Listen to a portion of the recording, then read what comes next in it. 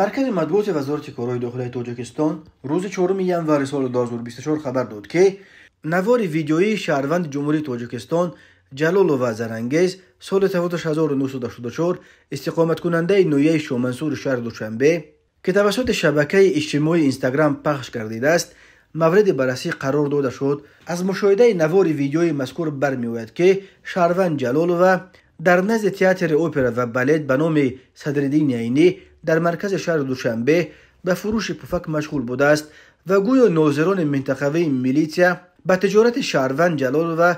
ممانعت ایجاد نموده مناسبت دغلانه ظاهر کردند.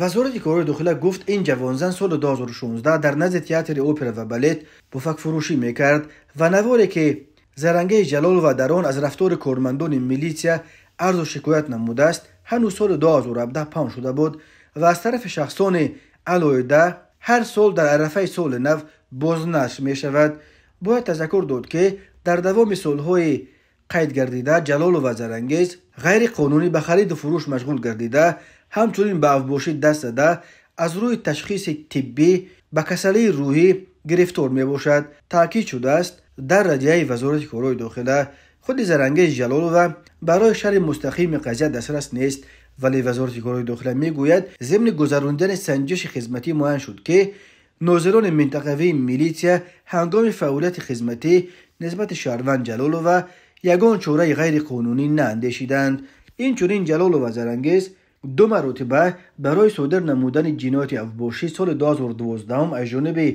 شعبه وزارت کارهای داخلی 1 در نویه شومنسور شهر دوشنبه با ماده 237 قسم 1 کودکس جنایتی جمهوری تاجیکستان و سال 2013 با ماده 237 قسم 3 کودکس جنایتی جمهوری تاجیکستان به جوابگری جنایتی جلب کرده شده است. تاکید کرده است مرکز مطبوعات وزارت کارهای داخلی در ردیه‌اش. اما وزارت کارهای داخلی شرح نداده است که برای افباشی و اونم چند سال پیش از جنجالش با میلیسه ها به جوابگری جنایتی کشیده شدن زرانگیز جلالوف به شکایت او از رفتار کارمندان میلیتیا چه ربط دارد. در تاجیکستان ساکنان به خصوص آنهایی که به سودای کوچکی مشغولند از بدرفتاری ناظران منطقوی میلیتیا و دیگر کارمندان وزارت کارهای داخلی زیاد شکایت میکنند.